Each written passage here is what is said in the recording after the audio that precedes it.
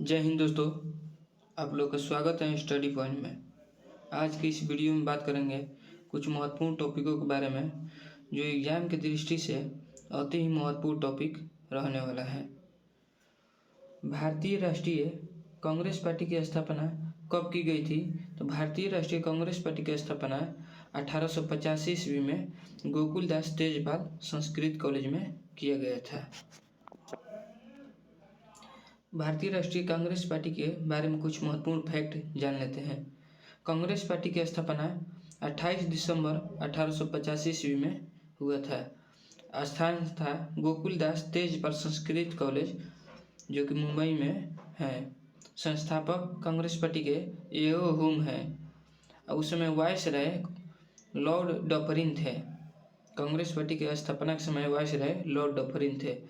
Congress party के प्रथम अध्यक्ष ब्रह्मेश चंद्र बनर्जी हो जाएगा। कांग्रेस पार्टी के प्रथम मुस्लिम अध्यक्ष बदरुद्दीन तैयबजी हो जाएंगे।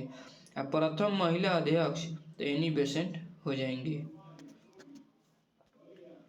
होम रूल आंदोलन की शुरुआत किसने की थी? तो होम रूल आंदोलन का शुरुआत बाल गंगाधर तिलक और एनी बेसेंट ने की थी। राइट ऑप्शन इज बी हो जाएगा।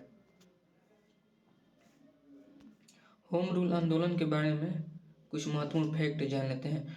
होम रूल आंदोलन आयरलैंड के होम रूल आंदोलन से प्रभावित था। होम रूल आंदोलन का शुरुआत 1916 ईस्वी में बाल गंगाधर तिलक और एनी बेसेंट ने की थी। होम रूल आंदोलन बेलगांव में होम रूल आंदोलन का नेतृत्व बाल गंगाधर तिलक कर रहे थे और मद्रास में होम रूल आंदोलन का नेतृत्व एनी बेसेंट कर रही थी। काला कानून के नाम से प्रसिद्ध एक्ट कौन सा है? काला कानून के नाम से प्रसिद्ध एक्ट कहेगा तो रॉलेट एक्ट को काला कानून के नाम से जाना जाता है। रॉलेट एक्ट के बारे में कुछ महत्वपूर्ण फैक्ट के बारे में डिस्कस कर लेते हैं। तो रॉलेट एक्ट मार्च 1919 ईस्वी में अंग्रेजों ने भारत में उभर रहे राष्ट्रीय आंदोलन को कुचलने के लिए कानून बनाया था। तो रॉलेट एक्ट किस लिए बनाया गया था? तो भारत में उभर रहे राष्ट्रीय आंदोलन को कुचलने के लिए मार्च 1919 ईस्वी में तैयार किया गया था। रॉलेट एक्ट 21 मार्च 1919 ईस्वी को लागू किया गया था। यह अधिनियम मार्च 1919 ईस्वी में इंपीरियल लेजिस्लेटिव काउंसिल द्वारा पारित किया गया था। रॉलेट एक्ट 1919 ईस्वी में इंपीरियल लेजिस्लेटिव काउंसिल द्वारा पारित किया गया था। रॉलेट एक्ट का आधिकारिक नाम है अराजकता और क्रांतिकारी अपराधी अधिनियम 1919 नाम है रॉलेट एक्ट का आधिकारिक नाम। भारतीय स्वतंत्रता संग्राम के दौरान रॉलेट एक्ट ने किस कारण से सार्वजनिक रोष उत्पन्न किया? तो रॉलेट एक्ट जो था वह इसने सरकार को बिना मुकदमे के लोगों को कैद करने के लिए अधिकृत किया। रॉलेट एक्ट जो कानून है इसमें ना कोई अपील था ना कोई सुनवाई था, सीधा कार्रवाई था, जिसे काला कानून भी कहा जाता है।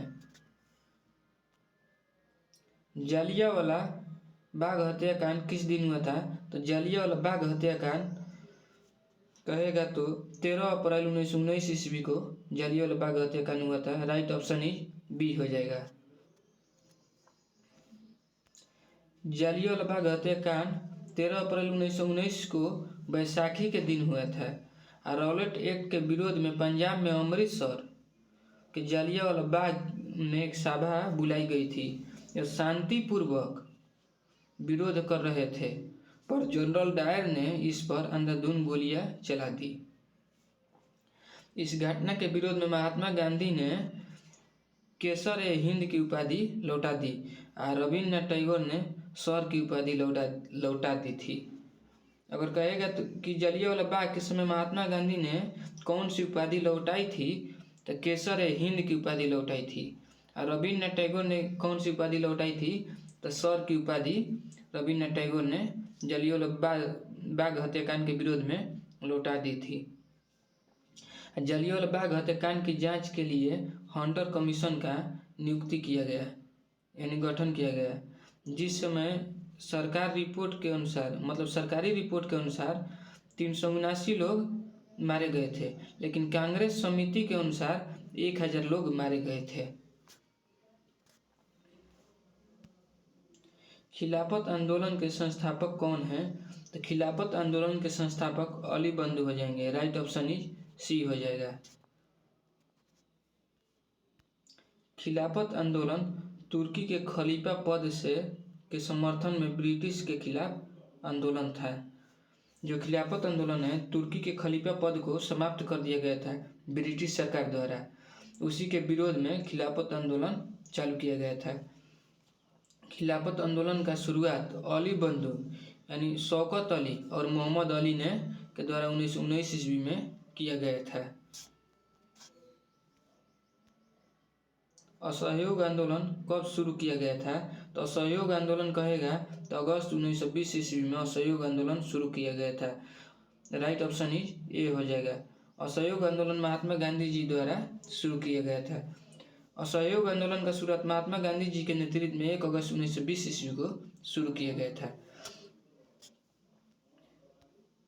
चौरा चौरी की घटना कब घटी थी? तो चौरा चौरी की घटना 5 फरवरी 1922 ईस्वी को घटी थी। अगर आप किसी भी प्रश्न का आंसर जानते हैं तो कमेंट बॉक्स में देने का प्रयास कीजिएगा। चौरा चौरी घटना के बारे में कुछ महत्वपूर्ण फैक्ट के बारे में डिस्कस कर लेते हैं। चौरा चौरी घटना 5 फरवरी 1922 ईस्वी को चौरा चौरी यानी गोरखपुर में हुई एक हिंसा की घटना के कारण गांधी जी ने असहयोग आंदोलन वापस ले लिया था। अगर क्वेश्चन करेगा कि महात्मा गांधी ने असहयोग आंदोलन किस घटना के बाद वापस ले लिया था, तो हो जाएगा चौरा चौरी घटना के बाद। चौरा चौरी स्थान गोरखपुर में पड़ता है, जो वर्तमान में यूपी में है। इस चौरा चौरी घटना में भीड़ ने पुलिस के थाने में आग लगा दी थी। चौरा चौरी जो घटना है, इसमें लोगों ने पुलिस थाने में आग लगा दी थी, जिसमें 22 पुलिसकर्मी मारे गए थे।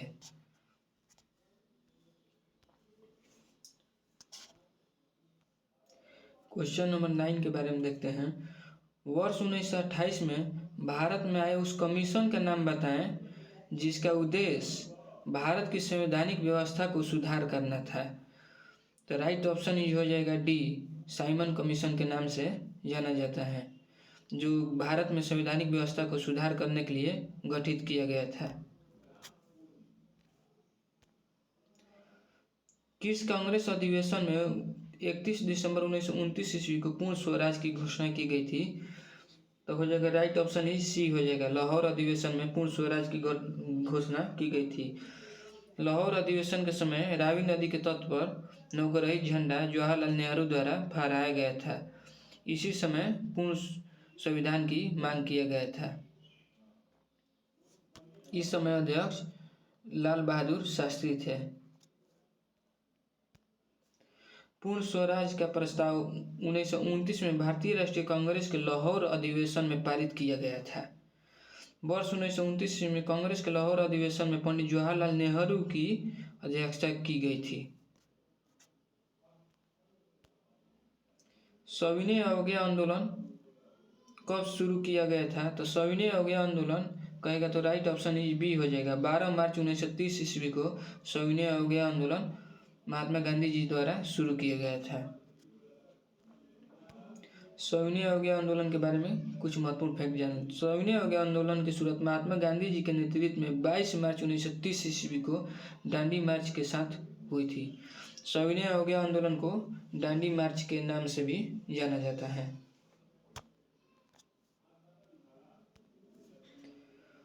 क्वेश्चन नंबर 12 के बारे में जान लेते हैं। प्रथम गोलमेज सम्मेलन किस स्थान पर आयोजित किया गया था? तो प्रथम गोलमेज सम्मेलन कहेगा तो राइट ऑप्शन इज बी हो जाएगा। लंदन में आयोजित किया गया था।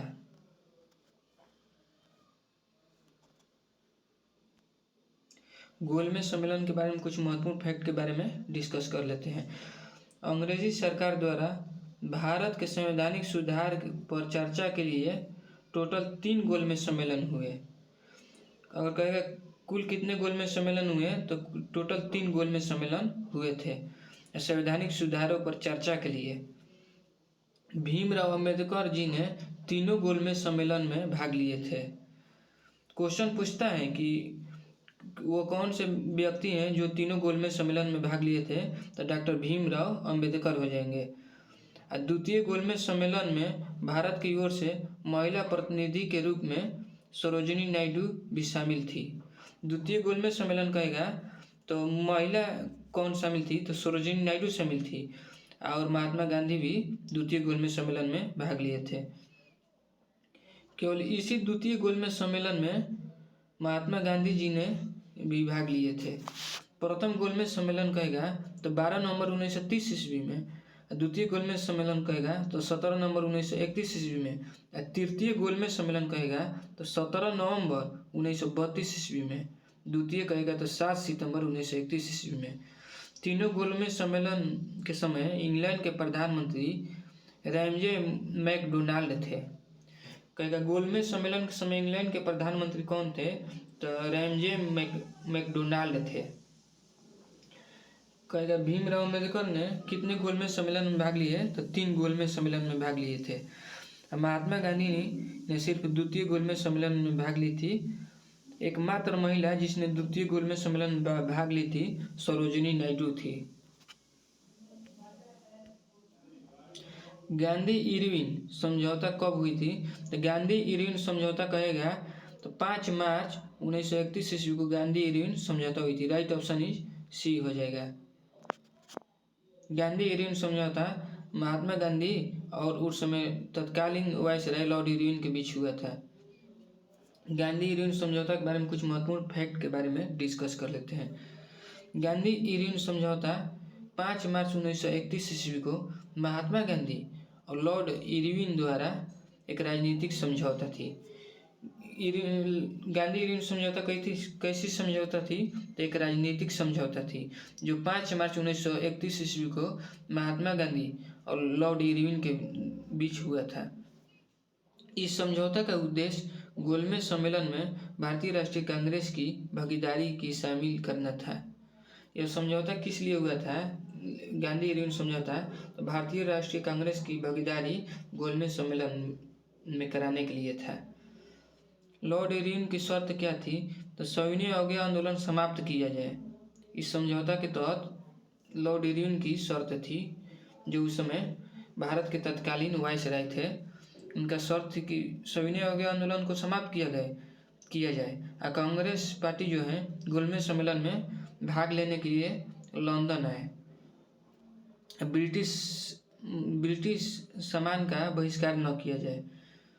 यही गांधी इरविन समझौता में 3 लॉर्ड इरविन की शर्तें थी। क्वेश्चन नंबर 14 के बारे में डिस्कस करते हैं। पूना पैक्ट किस किस के बीच हुआ था, तो पूना पैक्ट कहेगा तो डॉक्टर भीमराव अंबेडकर और महात्मा गांधी के बीच पूना पैक्ट हुआ था। राइट ऑप्शन इज सी हो जाएगा। पूना पैक्ट के बारे में कुछ महत्वपूर्ण फैक्ट के बारे में डिस्कस कर लेते हैं। पूना पैक्ट यह समझौता, पूना पैक्ट जो है यह पुणे के यरवादा सेंट्रल जेल में हुआ था।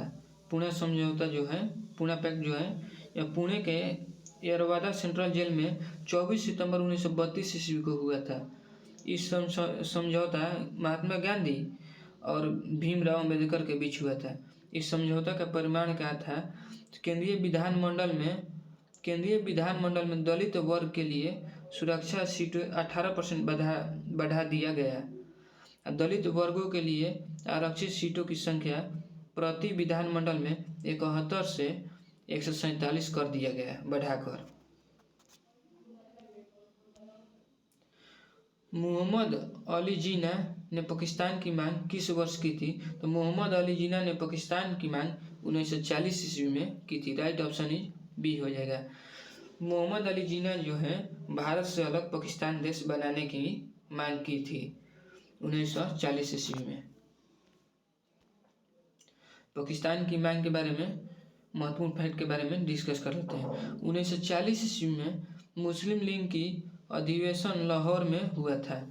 मुस्लिम लीग की अधिवेशन 1940 ईस्वी में कहाँ हुआ था? तो लाहौर में हुआ था। इसकी अध्यक्षता किसने की थी? तो मोहम्मद अली जिन्ना ने मुस्लिम लीग की अध्यक्षता 1940 ईस्वी में की थी, जो लाहौर में हुआ था। इसी अधिवेशन में 1940 ईस्वी में पाकिस्तान की मांग रखी गई थी।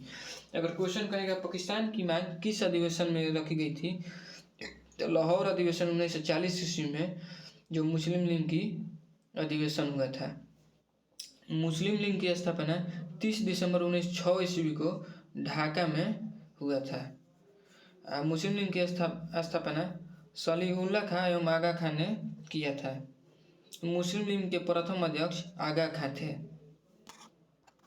मुस्लिम लीग जो है सिर्फ मुसलमानों के हितों के बारे में बात करती थी। क्वेश्चन नंबर 16 के बारे में डिस्कस करते हैं। भारतीय संविधान सभा किसके तहत गठन की गई थी? तो भारतीय संविधान सभा की गठन जो कहेगा न तो हो जाएगा right option is B, cabinet mission की योजना के तहत गठन की गई थी भारतीय संविधान सभा। क्वेश्चन नंबर 29 के बारे में, क्वेश्चन नंबर 17 के बारे में डिस्कस कर लेते हैं। माउंटबेटन योजना किस वर्ष प्रस्तावित किया गया था? तो माउंटबेटन योजना 1947 ईस्वी में पारित किया गया था। राइट ऑप्शन इज डी हो जाएगा। माउंटबेटन योजना के तहत भारत से अलग पाकिस्तान देश बनाया गया था। माउंटबेटन योजना के बारे में कुछ महत्वपूर्ण फैक्ट के बारे में डिस्कस कर लेते हैं। 3 जून 1947 ईस्वी को लॉर्ड माउंटबेटन ने भारत के विभाजन की योजना सामने रखी। 3 जून 1947 ईस्वी को भारत के विभाजन की योजना लॉर्ड माउंटबेटन ने रखी थी।